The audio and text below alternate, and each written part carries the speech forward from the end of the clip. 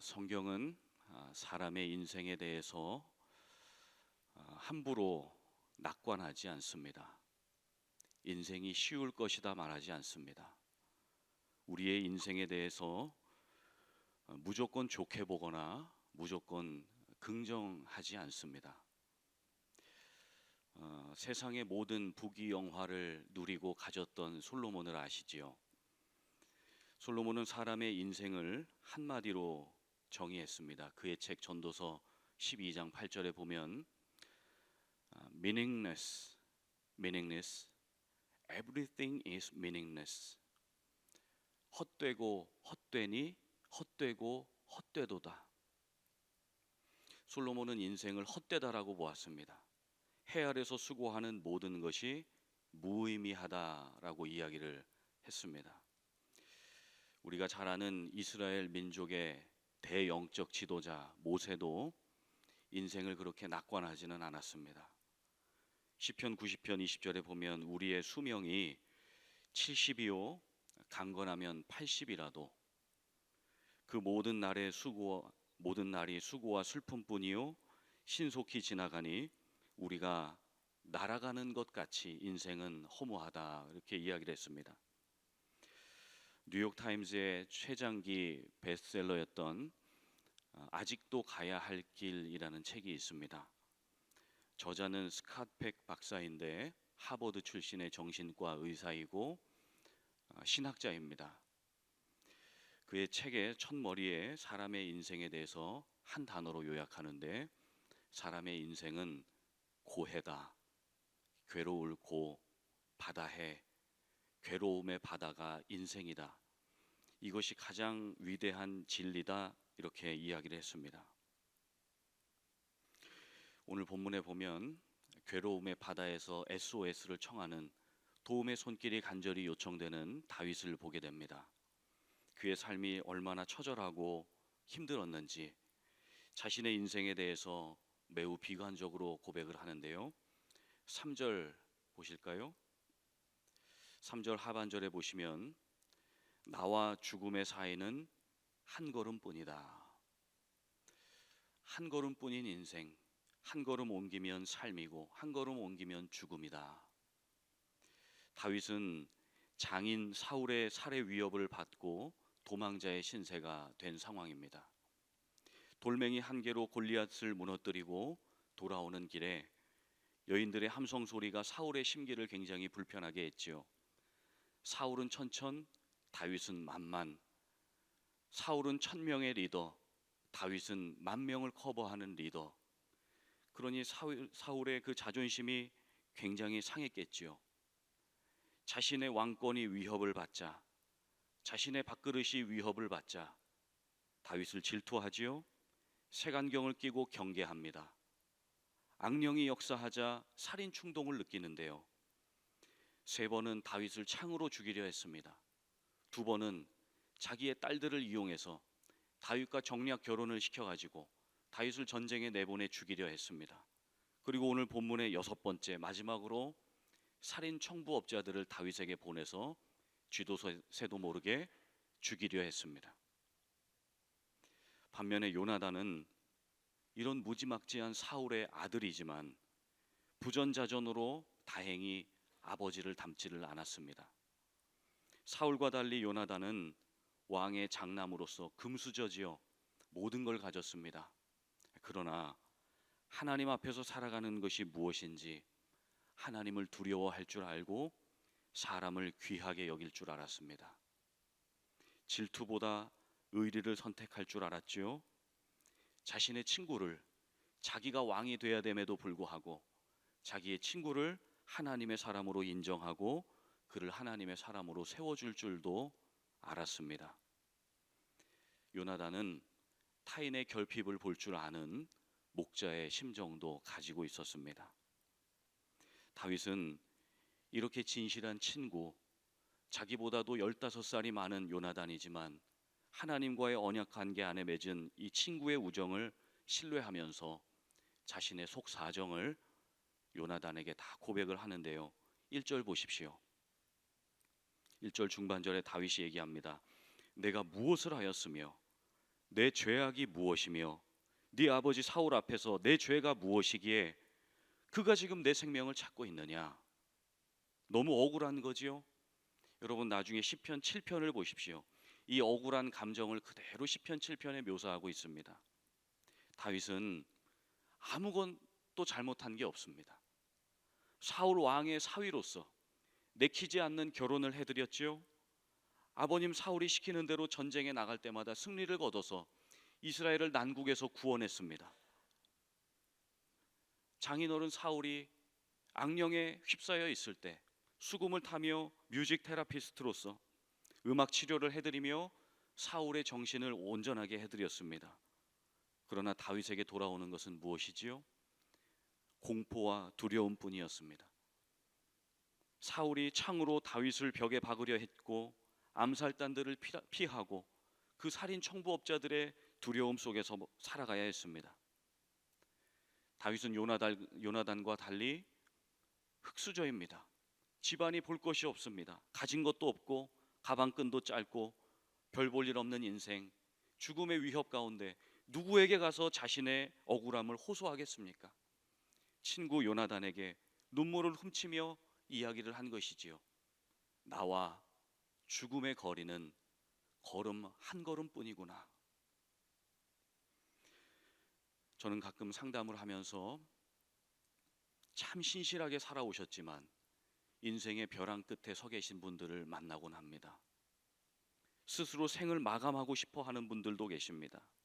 이유는 목사님, 죽는 것이 사는 것보다 낫기 때문입니다.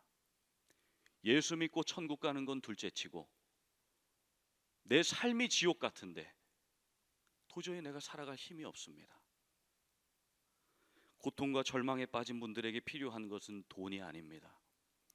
물론 자살자들의 통계치를 보면 경제적인 이유가 1순위이기는 하지만 심각한 어려운 분들에게 필요한 것은 따뜻한 위로와 격려의 말 한마디입니다. 우리는 우리 존재의 가치를 인정해주고 지지해주고 존중해주는 친구들이 필요합니다. 여러분, 언어에도 온도가 있지요. 차가운 언어는 남을 비난하고 정죄하고 비판하는 언어로서 사람을 경멸합니다. 그러나 따스한 언어는 격려와 위로와 축복의 말로서 사람을 세워주고 사람에게 용기를 주고 새 희망을 갖고 의욕을 갖게 합니다. 인생을 재해석할 수 있도록 상대의 존재의 가치를 높여주는 것이지요. 요나단의 말 한마디는 불투명한 미래에 대한 두려움과 공포에 빠져 있는 다윗을 위로하고 격려하기에 충분했습니다. 요나단이 뭐라고 얘기해 줄까요?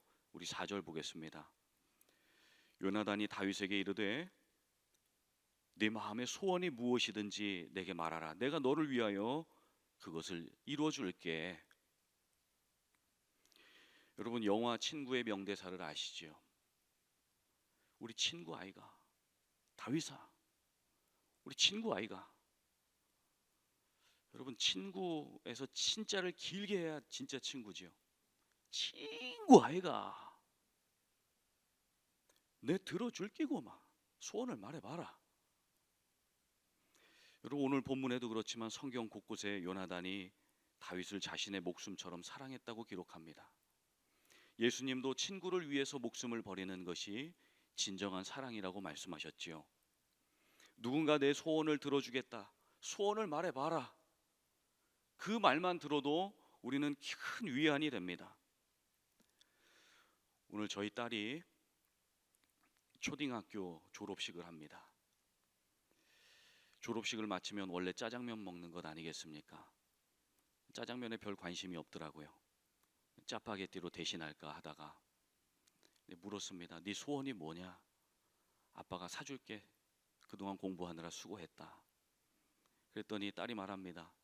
아빠, 나 원하는 거 없어. 됐어. 제가 도대체 얼마짜리를 원하길래 얘기를 안 하나. 제가 자기 전에 다시 물어봤습니다. 예주야, 너 원하는 게 있으면 얘기해봐. 아빠가 소원을 들어줄게. 그랬더니 딸이 그럽니다. 아빠, 아까 낮에 아빠가 그렇게 물어봐 준 걸로 됐어. 물어봐 준 걸로 됐어. 제가 감동을 먹었습니다. 야, 얘가 고단수구나. 아빠 감동 먹이고 나서 더 비싼 걸 요구하려고 그러는구나. 아빠가 순수하지 않습니다. 여러분, 사람이 많은 말로 위로와 격려를 받는 것이 아니죠. 단 한마디 말로 치유와 회복을 선물해 줄 수도 있습니다. 여러분, 제 얘기를 한 가지 더 드리고 싶은데, 일전에 제가 참 어려운 일이 있었습니다. 수년 전의 일인데, 도대체 이민자로 살아가는 것은 뭐고, 목회한다는 것은 뭐고, 인생은 무엇인가, 너무나 어려운 시즌을 보낼 때가 있었습니다. 그때 기도하면서 잠시 잠이 들었는데 비몽사몽간에 꿈을 꿨습니다. 그런데 제 방에 제가 불을 꺼놓고 컴컴한 방에 구석에 쪼그리고 앉아 있었습니다.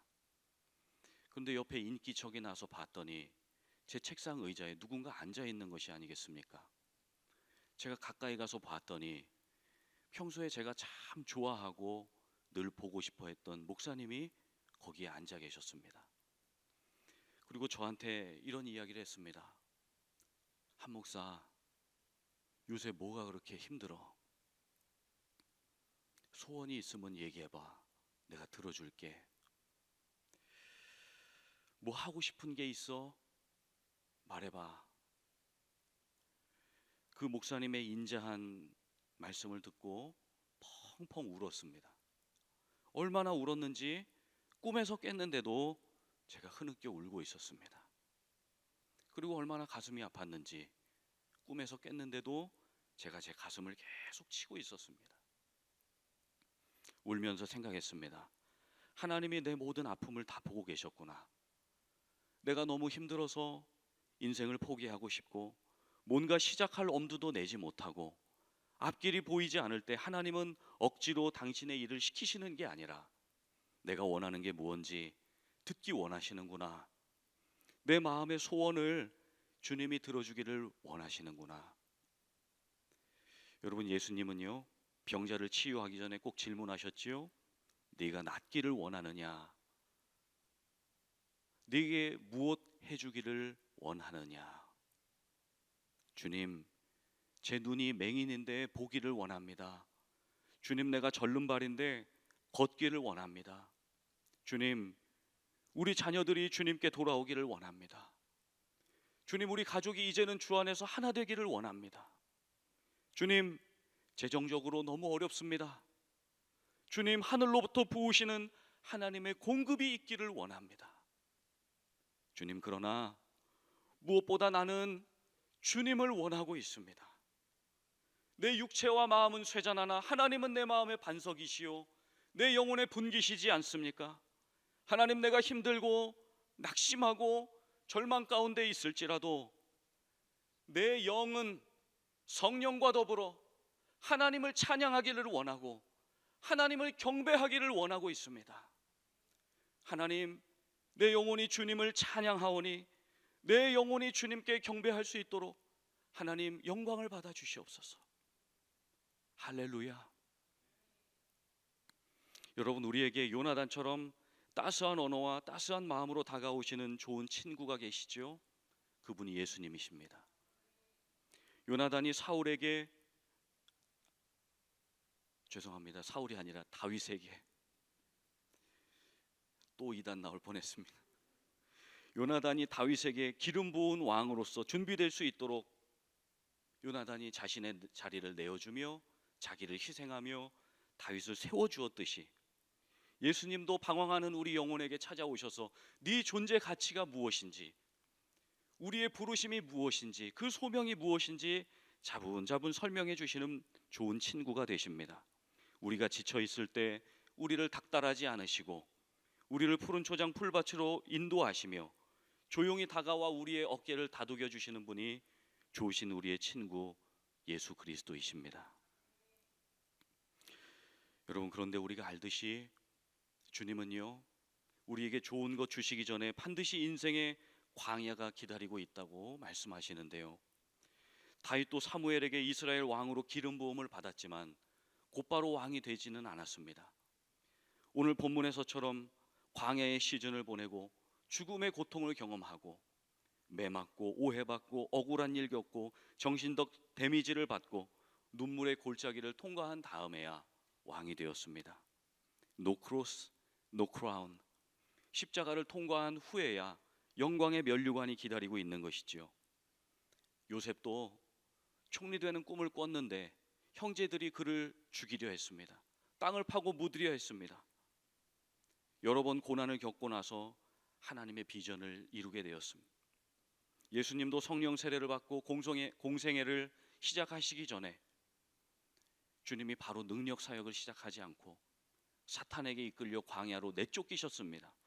거기서 하나님의 아들로서 겪지 않아도 되는 자존심에 큰 데미지를 입으셨지요. 모진 고난을 받은 후에 십자가로서 하나님께 영광을 돌렸습니다. 하나님의 아들이신 예수님도 고난을 겪으셨다면 우리는 얼마나 많은 고난 이후에 하나님의 영광에 다다르겠습니까? 여러분, 우리 인생의 설계자이신 하나님의 음성을 한번 들어보십시오. 주님은 우리의 인생을 어떻게 바라보고 계십니까? 예레미야 3장 33절에 주님께서 인생들로 하여금 고생시키고 근심시키는 것이 하나님의 본심이 아니시리로다. 그러니 환난 날에 나를 불러라. 내가 너를 건지리니 네가 나를 영화롭게 하리로다.